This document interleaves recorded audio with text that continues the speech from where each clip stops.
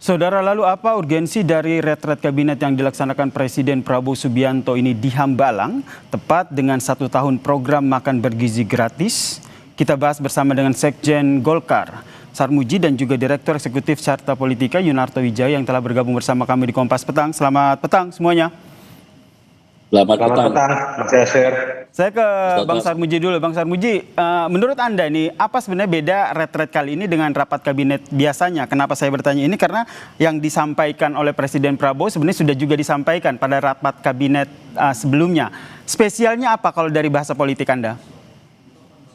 Ya, pertama seperti yang dikatakan Presiden, tentu ini waktu yang tepat untuk menakar keberhasilan atau capaian-capaian yang sudah dilakukan oleh kabinet dipimpin oleh Pak Presiden Prabowo. Kedua, tentu saja setiap tahun semua program prioritas Presiden, apa yang dilakukan oleh kabinet pemerintahan Pak Prabowo mesti diletakkan dalam konteks hari ini.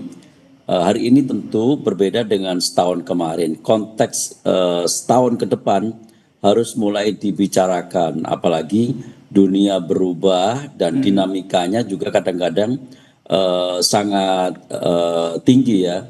Barusan dunia dikejutkan oleh serangan Amerika ke Venezuela, menangkap Presiden Venezuela, dan akan banyak sekali peristiwa-peristiwa yang akan terjadi pada tahun 2026.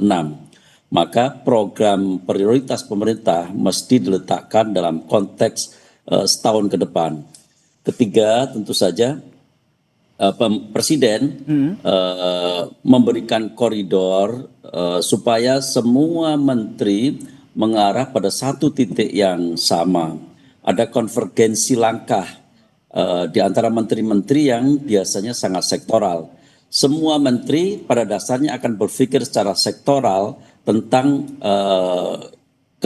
kerjanya masing-masing dalam departemen masing-masing. Tetapi Presiden akan mengarahkan supaya yang sektoral itu menuju dalam satu titik yang sama, yaitu tercapainya visi misi Presiden yang itu kemudian perlu ditegaskan dalam retreat tahun seperti ini.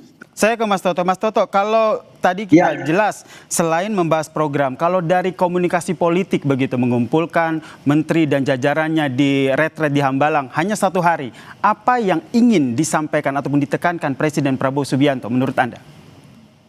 Iya, saya pikir ini kan kalau kita analogikan perusahaan-perusahaan ya, memang normal bahwa dalam setiap awal tahun atau setelah akhir tahun itu dilakukan seperti rapat kerja yang sifatnya kemudian menyeluruh. Walaupun sebetulnya isinya hanya mengulang rapat-rapat yang sebelumnya pernah terjadi. Jadi ini memang bahasa politik secara simbolik bahwa pemerintah ingin mengatakan kami memulai 2026 dengan mengevaluasi apa yang sudah dilakukan di 2025 dan kemudian juga akan menegaskan satu visi bagaimana Presiden dengan Menteri bisa fokus pada tahun 2026. Bahasa simboliknya seperti itu. Jadi saya sih melihat ini bukan retret lah, berbeda dengan retret Magelang yang ada kegiatan macam-macam, membuat lebih solid dan lain-lain. Ini lebih kepada bahasa simbolik untuk menegaskan apa yang akan dilakukan di 2026 sambil pamer lah kira-kira 2025 sudah berhasil melakukan apa. Dan itu yang terlihat dari bahasa Pak Prabowo ketika menekankan atau mengklaim keberhasilan mengenai MBG.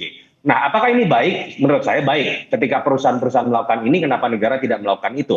Tetapi apalagi untuk kabinet yang kita tahu ini paling besar dalam sejarah setelah Orde Lama ya. Jumlah orang parpolnya banyak, potensi visi misinya bisa berbeda. Jadi ini baik. Tetapi catatan penting yang menurut saya adalah semoga tidak bersifat searah saja klaim keberhasilan atau kemudian hanya mendengarkan Presiden. Ini harus dimanfaatkan. Paling penting dan kritik paling banyak itu adalah orang sering mengatakan Pak Prabowo tahu nggak sih kondisi di lapangan? Atau kemudian Pak Prabowo mau nggak sih mendengar masukan dari menteri-menteri yang lebih tahu kondisi lapangan? Contoh Mas Yasir, ketika bicara MBG, saya sedih malah dan prihatin. Pak Prabowo selalu mengulang-ulang variabel kuantitatif. Selalu mengatakan, dan ini linear dengan apa yang dibangga-banggakan oleh BGN ya. Sudah mencapai 50 juta, lebih tinggi dari Brazil yang dalam 11 tahun hanya 40 juta. Dalam bulan November kita sudah melampaui populasi Singapura. Lalu kemudian bulan Desember sudah melampaui populasi Korea Selatan. tujuan MBG itu kan bukan memberikan makan sebanyak-banyaknya. Ada yang hilang di sini loh. Bergizi tidak? Target penerimanya sudah benar tidak? Anggarannya realistis atau tidak? Sehingga kemudian bisa kemudian mengambil anggaran-anggaran dari sektor lain yang juga sangat penting. Silakan dibuka. Ternyata lebih banyak di kota-kota loh, Mas Yasir. Jadi itu yang menurut Anda harus jadi salah satu pembahasan ya di retret ini ya. Ini salah satunya adalah poin komunikasi. saya bukan MBG saja, Mas Yasir. Saya berharap ada keberanian dari menteri-menteri untuk bercerita dan memberikan masukan kepada Pak Prabowo untuk lebih mengetahui kondisi lapangan, sehingga kemudian variabel kualitatif dan kualitas itu bisa betul-betul menjadi variabel yang menjadi indikator. Dan catatan kritisnya jangan sampai kemudian fenomena asal bapak senang yang sering dikritik oleh netizen itu terus terjadi dalam setiap rapat, termasuk dalam retret ini. Nah ini saya ke Bang Sarmuji, bagaimana menanggapi apa yang tadi disampaikan Mas Toto? Ada hanya komunikasinya ditakutkan hanya satu arah begitu, tidak ada daya kritis dari menteri-menteri di kabinet Prabowo ini. Kalau dari menteri-menteri Golkar sendiri evaluasinya seperti apa? Tentu Pak Prabowo mendengarkannya semua kritikan. Kalau nggak mendengarkan pasti Pak Prabowo tidak akan menyampaikan bahwa ada yang nyinyir. Itu kan sudah ditangkap bahwa ada pesan yang disampaikan, bahkan ada yang sampai ke tahapan pada level yang nyinyir. Saya yakin di benak Pak Prabowo juga menangkap pesan-pesan selain kenyinyiran itu juga ada pesan-pesan kritik, ada pesan-pesan masukan yang akan menjadi catatan tak terpisahkan dari perjalanan kabinet selama setahun ini dan setahun ke depan. Karena itu penting menurut saya retreat tadi, Pak Prabowo pasti juga akan mendengarkan masukan dari menteri-menteri, dan Pak Prabowo punya mata dan telinga yang cukup banyak, yang itu beredar di masyarakat. Pasti beliau tahu keadaan lapangan, karena bukan hanya mendengarkan dari menteri-menteri saja, menteri-menteri pasti takut kalau ngomong tentang kelemahan-kelemahan, tetapi mata dan telinganya Pak Prabowo, Pak Presiden itu sangat banyak dan itu bisa memberikan informasi yang valid dan objektif apa yang terjadi di lapangan. Berarti tidak hanya asal Bapak senang ya, Pak Sarmuji ya? Ya, karena Pak Prabowo punya banyak mata dan telinga, dan tentu saja komunikasi Pak Prabowo pasti tidak akan sangat detail tentang bagaimana memperbaiki kualitas makanan bergizi gratis atau hal-hal yang lain, tetapi pasti Pak Prabowo tahu hal yang detail seperti itu.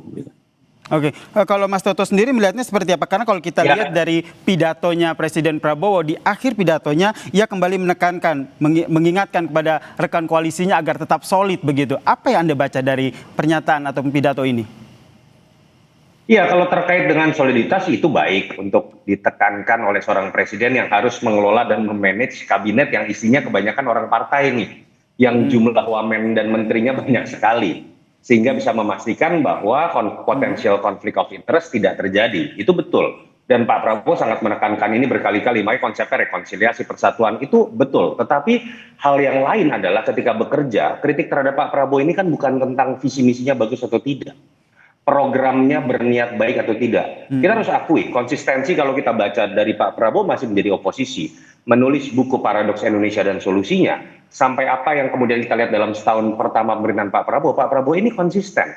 Yang kurang adalah ketika berbicara variabel induktif, ketika masalah eksekusi, ketika berbicara mengenai beradaptasi dengan kondisi lapangan yang berubah-berubah, sehingga terkesan ada kekakuan. Kok ada kesan bahwa pemerintahan ini fokusnya hanya pada flagship misalnya yang sifatnya ultra populis, baik misalnya MBG, Koperasi Merah Putih, yang mau tidak mau akhirnya karena tujuan dari ambisi besar beberapa program itu, lalu kemudian efisiensi terhadap sektor lain dilakukan. Jadi menurut Anda, Mas Toto, maaf saya potong, jadi menurut Anda Presiden Prabowo Subianto sendiri tidak mendapatkan laporan yang betul-betul yang terjadi di lapangan terkait dengan semua programnya termasuk MBG?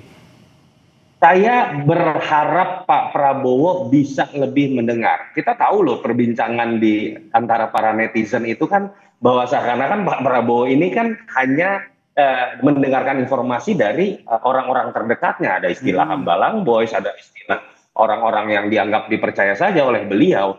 Nah ini yang menurut saya yang kemudian bisa berpotensi menjadi bottlenecking ketika menteri-menteri kemudian tidak bisa memanfaatkan rapat-rapat seperti ini untuk menyampaikan hal-hal yang mungkin dalam rapat kabinet, dalam komunikasi keseharian tidak bisa disampaikan. Mumpung ini evaluasi setahun, apa yang menjadi pergunjingan nih ya di warung kopi atau ketika kita bertemu dengan elit-elit partai di panggung belakang tidak berani disampaikan di televisi, itu harusnya berani disampaikan ke Pak Prabowo. Oke. Karena ketika Pak Prabowo menurut saya ingin berhasil dalam menjalankan program-program yang ambisiusnya, kata kuncinya kekurangannya adalah permasalahan di lapangan. Kata kuncinya adalah informasi yang diterima apakah benar atau tidak. Nah, itu yang saya ke menurut Bang Sarmuji, harusnya apakah betul ini kondisi yang juga dialami ataupun yang Anda lihat di kabinet ini termasuk di menteri Anda? Ya, kalau Pak Prabowo tadi kan sudah saya sampaikan, mata dan telinganya banyak, dan Pak Prabowo juga memperhatikan juga media sosial. Mungkin ada kritik seolah-olah Pak Prabowo tidak mendengar apa yang terjadi di lapangan. Tentu itu tidak sepenuhnya benar ya, karena selain juga Pak Prabowo punya aparat yang cukup banyak yang itu bisa memberikan informasi yang valid dan objektif, Pak Prabowo juga mengamati media-media sosial yang berkembang. Kalau Pak Presiden tidak mengamati media sosial yang berkembang, tentu Pak Prabowo tidak tahu persis. Misalkan ada orang yang mengkritik beliau, ada yang malam-malam Pak Prabowo sempat cerita melihat YouTube, ada yang seolah-olah lebih tahu apa yang beliau pikirkan daripada dia sendiri, daripada beliau sendiri. Tentu tidak akan tahu Pak Prabowo, tetapi Pak Presiden karena memperhatikan, mendengar, bahkan menyaksikan apa yang berkembang di media sosial, Pak Prabowo tahu bahwa ada orang yang menganalisis jauh lebih tinggi daripada yang dipikirkan beliau. Jadi Bang Sarmuji, menteri-menteri Golkar sendiri itu menyampaikan langsung ya, tanpa ada filter, kenyataannya seperti ini disampaikan langsung ke Prabowo Subianto sebagai presiden?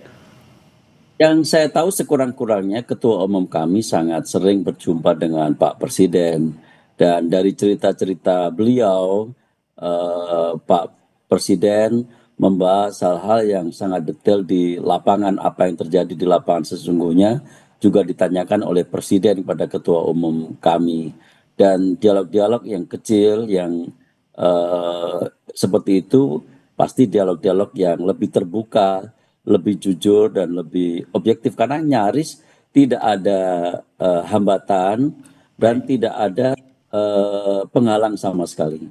Baik, ini ya, retret di Hambalang ini tentu dijadikan momen untuk evaluasi kinerja menteri di tahun 2026 ini. Terima kasih Sekjen Golkar, Bang Sarmuji, dan juga Direktur Eksekutif Carta Politika Mas Yunarto Wijaya telah berbagi perspektifnya di dialog di Kompas Petang. Salam sehat semuanya. Terima kasih Mas Yasir, Pak Sarmuji.